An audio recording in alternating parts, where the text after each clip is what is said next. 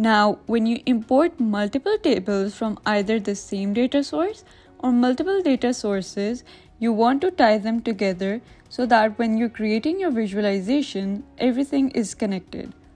So in this tutorial, we will be walking through how to create those relationships to make sure that all of your tables are connected properly.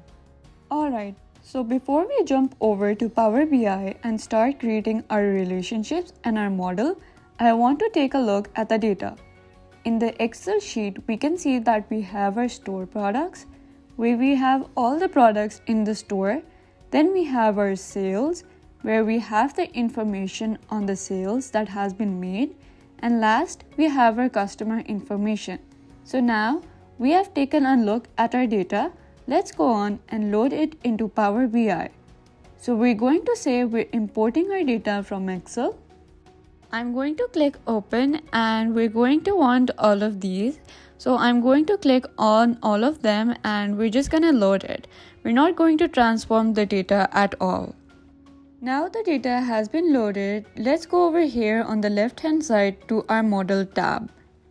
As you can see that there are already relationships that Power BI has automatically detected and created. From my experience, Power BI actually does a really good job at creating these relationships automatically. But we're going to go in and take a look at these and kind of see what everything means. Let's double click on this line connecting to customer information table to the Apocalypse sale table. And it's going to bring up this edit relationship page right here. So this line right here connecting to these two tables actually gives us quite a bit of information without actually having to click into this edit relationship page.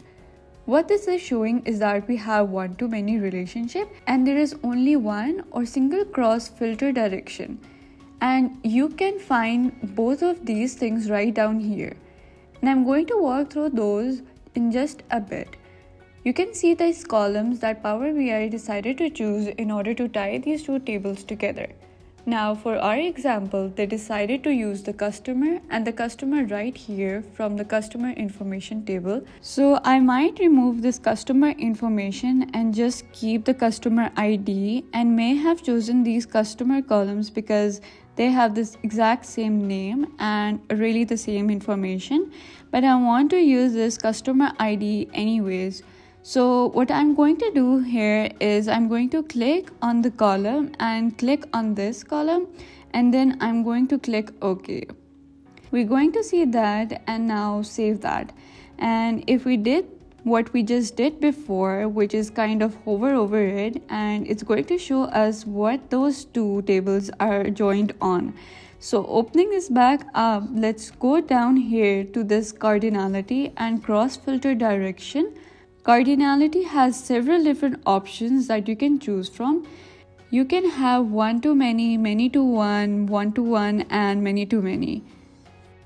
Now for this example, we're looking at Apocalypse sale and we're going to Apocalypse sale down to customer information. Now there are a lot of rows in Apocalypse sale, but there are very few in this customer information and there's only one customer per row, whereas in Apocalypse sale up here, the customer can have several rows and several different orders. So that's why the cardinality is many to one. If we flip these and we say we want the customer ID here and we want the Apocalypse sale down here and we tie that together, now it's going to flip and it's going to say that the cardinality is one-to-many. Now let's look at the cross filter direction and there is only two options here. It's either the single or both. If we choose both and we click OK, this now goes to single row pointing in one direction to two rows pointing in both the directions. But what does this really means?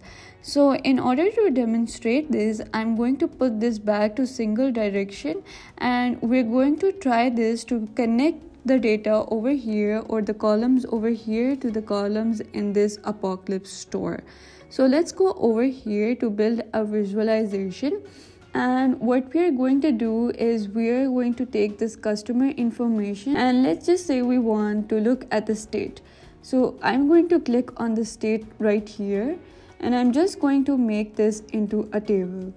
And the customer information table is only tied right now to the sales table. So we're actually going to go over the Apocalypse store, and we want to see how many product IDs are being bought in these different states. So really quickly, we're going to come up here and create a new measure. And all we are going to say is that this measure is the count of Apocalypse store in product ID. And we're going to create that. And now we're going to select it so it's added to the table. So now what this is showing is that there are 10 product IDs, which there are 10 products for each of these states. But that's not actually technically correct, because not every state purchases these 10 different items. So if we go back to our model and we change both of these to both of the directions, then we're going to go back and see what numbers are changed. So let's go back to our visualization, and we can see that the information has changed. Missouri 8, New York 9, and Texas 10. This is actually much more accurate than before. When you use these both options, it takes these table and treat them as if they're a single table. But the single option is not going to do that. This ends our lab here. I hope that you understand how we can deal with relationships in Power BI. Thank you so much for watching.